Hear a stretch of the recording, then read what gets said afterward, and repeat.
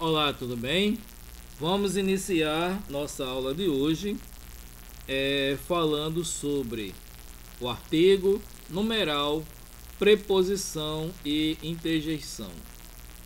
Esses assuntos você pode muito bem trabalhar em qualquer ordem, não necessariamente que seja artigo, numeral, preposição e interjeição nessa ordem. Você pode também trabalhar cada um desses assuntos de forma separada e aí começar a observar os exemplos. Não tem importância, eu juntei aqui para que fique mais fácil o entendimento desses assuntos, porque eles também têm algo a ver entre si. Então vamos lá. Artigos são palavras variáveis em gênero e número que antecedem o substantivo, determinando-os de modo particular ou de modo genérico. Em outras palavras, são usados para classificar os substantivos como definido ou indefinido, certo? Então, o artigo definido, o, a, os, as. O artigo definido é o tipo do artigo usado para determinar de forma precisa o substantivo que o segue, seja porque se pode precisá-lo no contexto ou porque se pressupõe um conhecimento prévio sobre ele, flexionando em gênero e número. Então, o que seria isso? Aqui no exemplo, Marcelo vendeu a geladeira para Pedro. Então veja bem, eu sei que não foi uma geladeira qualquer, era a geladeira. Ele poderia até ter 2, 3, 4 geladeiras, mas com certeza a geladeira é tal também, né? Quando não aparece muito isso é porque ele tinha somente uma, mas foi aquela geladeira. É algo que você sabe que geladeira é essa. A porta do banheiro foi pintada de azul. E aí vamos para a explicação aqui que eu coloquei mais definido, fica melhor. No primeiro caso, observe que o artigo definido especifica que Marcelo vendeu a geladeira e não qualquer outro eletrodoméstico, e sim a geladeira. No segundo caso, o artigo definido determina com precisão que não foi qualquer porta, e sim uma porta específica. Enquanto é que ele vendeu a geladeira e não um fogão ou alguma coisa assim, no de baixo foi a porta do banheiro e não a porta de entrada, a porta da sala. Não, foi a porta do banheiro, né? A porta do banheiro que foi pintada de azul. Pode ser que as outras portas sejam pintadas de outras cores. Marcelo vendeu a geladeira. Pode ser que Marcelo também tenha vendido o fogão, tenha vendido o micro-ondas. Então veja, no primeiro aqui, a geladeira, só existe uma geladeira no meio de tantos eletrodomésticos e ela foi vendida.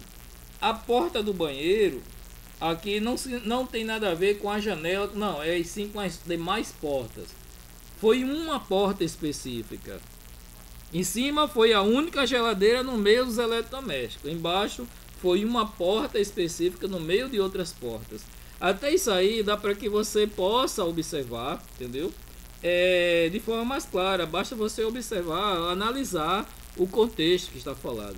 Se ele colocou assim, a porta foi pintada de azul, é porque foi só a porta, não foi a janela. Então, mas quando diz a porta do banheiro, é porque com certeza existem outras portas.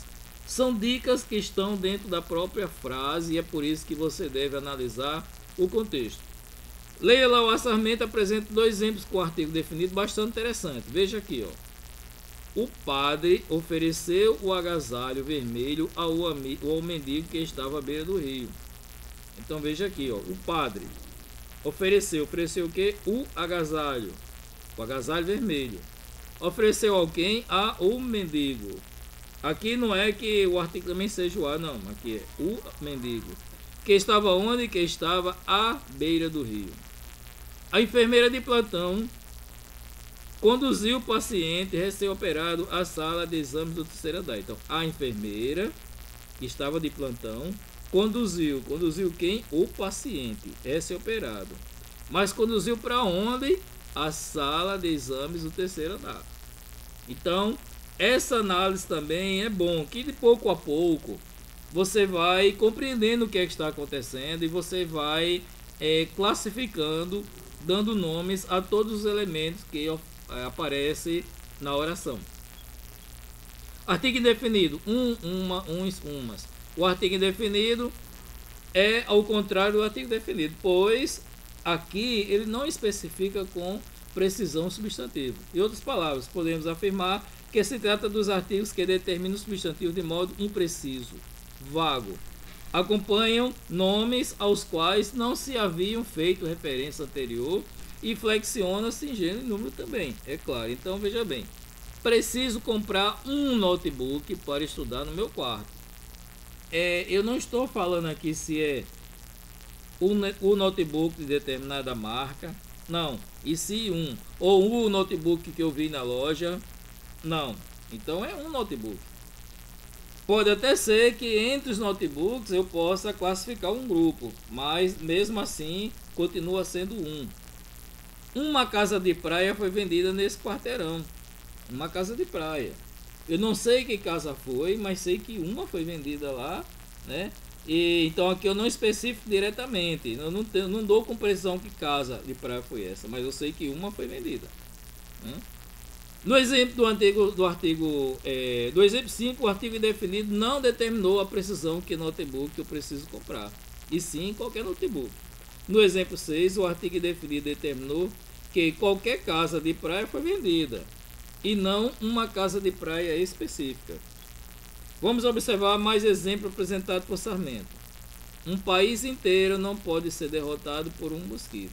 Veja, um país inteiro não pode ser derrotado por um mosquito.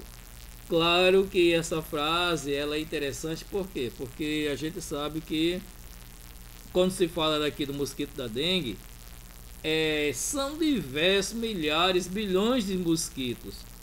Mas como ela quis especificar que tipo de mosquito era, com certeza é o mosquito da dengue, né? Então é por isso que diz um mosquito, aquele, né, transmissor tal em relação à dengue. Então veja bem que é assim que a gente analisa a frase. O outro, o cachorro tinha umas pintas no focinho e uns calombos na cabeça.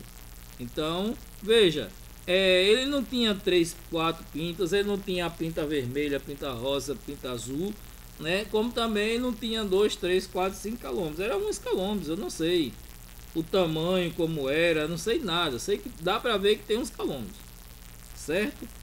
Vamos para numeral. Numeral é a palavra que indica a quantidade definida de pessoas ou coisa ou lugar em que elas ocupam numa série. Os numerais podem ser classificados em cardinais, ordinais, multiplicativos, fracionários e coletivos.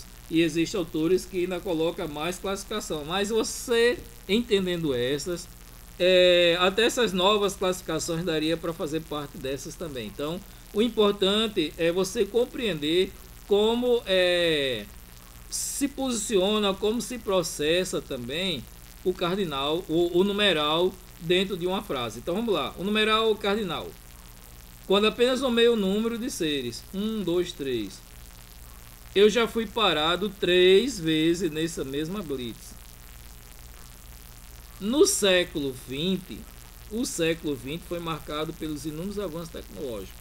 Então aqui, século é interessante que você também pode botar século I, segundo, mas assim se lê século XX. Ordinal.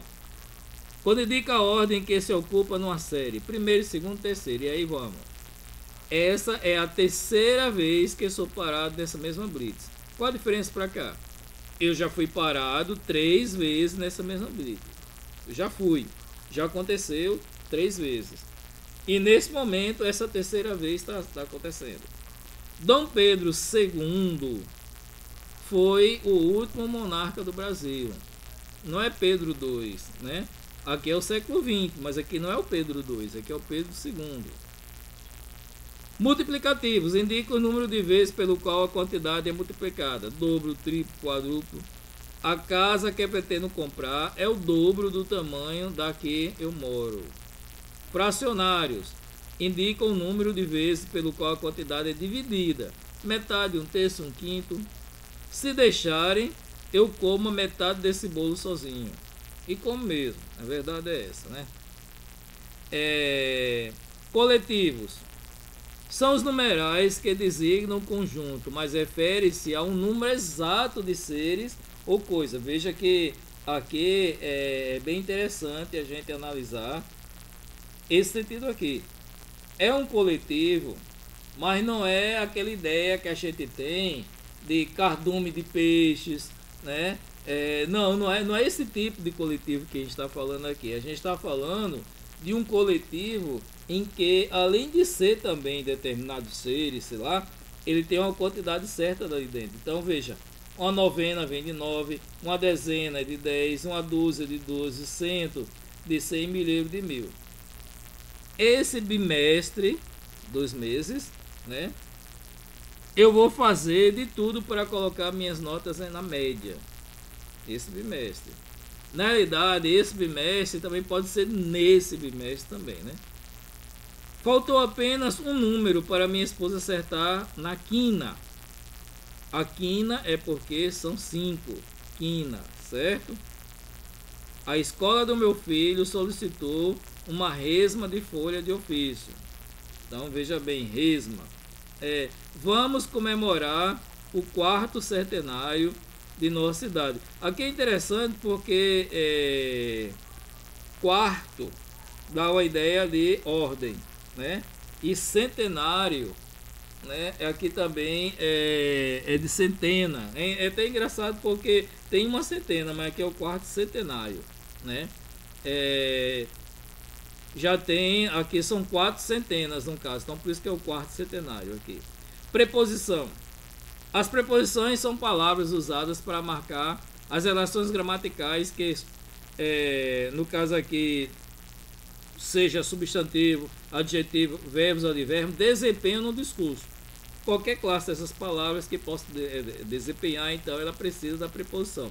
Também podemos afirmar que as preposições são unidades linguísticas, dependentes de outros, uma vez que elas não aparecem sozinhas no discurso e serve justamente para estabelecer ligação entre dois termos. Então, Sarmento também ela esclarece que a preposição é uma palavra relacional que liga duas outras palavras entre si, de modo que o sentido da primeira é complementado pela segunda. Então, existe uma relação, existe a necessidade. Então, ó, Fernando gosta de quê? De viajar. Então, veja que precisa estar ligado a um verbo, né? E aí vem de, depois, no caso aqui. Neste caso, a preposição de une o verbo gostar, o verbo gosta, ao termo complementar viajar, gerando relação entre essas unidades linguísticas e também sua função gramatical no discurso. Viajar é o complemento relativo de gosta, certo? Nesse caso aqui é o complemento, porque quem gosta, gosta de alguma coisa, né? Essa é uma pessoa de coragem. Olha aqui, de viajar e aqui de coragem, certo? Vamos ver aqui se tem o mesmo significado em cima. Nesse exemplo, a mesma preposição de une o substantivo pessoa ao substantivo coragem. No entanto, aqui a relação estabelecida entre as palavras é diferente, uma vez que coragem será adjunta adnominal de pessoa, certo? Então, é diferente com a outra. Gosto de quê? Gosto de viajar. É uma pessoa de coragem. Nesse caso, não é. A gente vai perguntar, é uma pessoa de quê? Não. É uma pessoa de coragem porque é uma pessoa corajosa, né? Seria esse sentido. As preposições podem ser classificadas em preposições essenciais e preposições acidentais. Essenciais são aquelas que só aparecem na língua propriamente como preposição. Ela não tem outra função, certo? Como exemplo de preposições essenciais, podemos destacar o seguinte: a, ante, após, até, contra, de, desde, em, entre, para, perante, por, sem, sobre, trás, né? Então vamos a 2 exemplos aqui. Fui até a mercearia para comprar frutas e verduras, certo? A outra: hoje pintarei a sala com você. As molduras serão fixadas com cola quente. Vamos aqui às análises. Para o exemplo 22, observe o emprego de preposição com apresentando significados diferentes. No primeiro caso, indica companhia e no segundo caso, instrumento. Companhia porque ele vai pintar junto com alguém. Mas as molduras serão fixadas com cola quente, então aqui é o instrumento que vai fixar as molduras, certo? E aqui é a pessoa que vai fazer companhia. Então veja que aqui ela tem outros significados. E é muito interessante isso. Preposições acidentais são aquelas que não possuem originalmente a função de preposição, mas que pode acabar exercendo essa função em determinados contextos. Essas palavras pertencem a outras classes de palavras e podemos citar como exemplo as seguintes: como, conforme, afora, consoante, exceto, segundo, feito, mediante, durante, fora, visto, salvo, entre outras. Segundo não é número ordinário, primeiro, segundo, terceiro também pode ser uma preposição acidental, exatamente porque ela sai lá do grupo dela para vir aqui exercer uma função de preposição. Ok? Fora do meu país, fora meus pais, todos lá em casa possuem curso superior. Na maioria dos casos, fora representa um advérbio de lugar, dentro, fora. No entanto, no contexto apresentado pela frase 23, fora torna-se uma preposição acidental, que possui o mesmo significado de com exceção de meus pais, todos lá em casa possuem curso superior, certo? Não é que os pais estão fora, né, de, sei lá, da casa, alguma coisa, não é nada disso. É bem interessante analisar isso aqui. Segundo as normas da ABNT, toda citação direta deve conter ano e página. Na maioria dos casos, segundo representa o numeral. Primeiro, segundo, terceiro, né? Isso aqui é bem interessante também. Mas, no entanto, no contexto apresentado, ele é identificado como preposição acidental, por significar de acordo com. Né? As normas da ABT não está em segundo plano, né? Ela não está, não, ela simplesmente segundo as normas, então de acordo com as normas.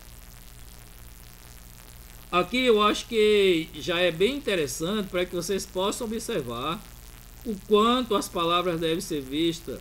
Ela tem que ser estudada dentro de um contexto. Eu sempre vou falar nessa questão do contexto, certo? Por último, vamos para a interjeição. As interjeições constituem uma classe de palavras cuja função é expressar surpresa, susto, satisfação, hesitação, alegria, sensação, emoção, apelo, sentimento, estado de espírito, por parte do emissor do enunciado, por parte daquele que está trazendo, que está comunicando, né? Além de ser invariável, podem ser utilizadas também para chamar a atenção do interlocutor do texto. Nossa, por pouco o atacante não rouba a bola do goleiro adversário. Ai meu Deus, que saudades da Amélia. E até aquela música, ai meu Deus, que saudades da Amélia. Então, tá aqui. Classificação da interjeição, vamos lá. Aqui, para terminar, é apenas algumas classificações. São muitas. Eu abro aqui o livro, vejo também nas outras gramáticas também. São muitos. Admiração e espanto. Oh, caramba. Opa, nossa, vixe. Meu Deus, céus. Au, au, alívio. Ufa.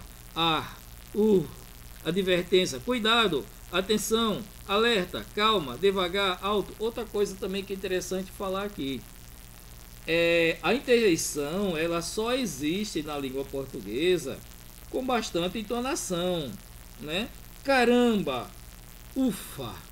Então ela tem toda essa base, ela somente ufa, caramba, opa, nossa, não funciona. Então ela tem sentimento, tem entonação. E é por isso também que tem exclamação, às vezes tem exclamação com ponto de interrogação. Advertência, cuidado, atenção, alerta, calma, devagar, alto. Animação, ânimo, coragem, vamos, força, avante. Aplauso, bravo, bis, viva, parabéns, muito bem. Aversão ou contrariado, droga, raios, essa não, o quê? Concordância, claro, certo. Sim, sem dúvidas. Desejo, tomara, oxalá, pudera, ai, ui, dúvida ou incredulidade, em, pois sim. Espanto, eita, ué, oxente, uai. Satisfação, oba, eba, irra, saudação, alô, ei, salve, oi, olá, adeus, tchau. Então, dessa forma, a gente termina de ver o nosso estudo de hoje, formado por número, tomara que não chegue aqui, artigo, numeral, preposição e interjeição. Sigam essa ordem de estudo e a partir daí procure exercício, desenvolver mais, ver mais exemplos sobre o assunto, que com certeza isso aqui vai fazer uma diferença muito grande na hora que você tiver que praticar, seja na redação ou mesmo que você esteja estudando algumas questões gramaticais na hora de fazer uma avaliação, uma prova, tá ok? Então por hoje é só e até a próxima.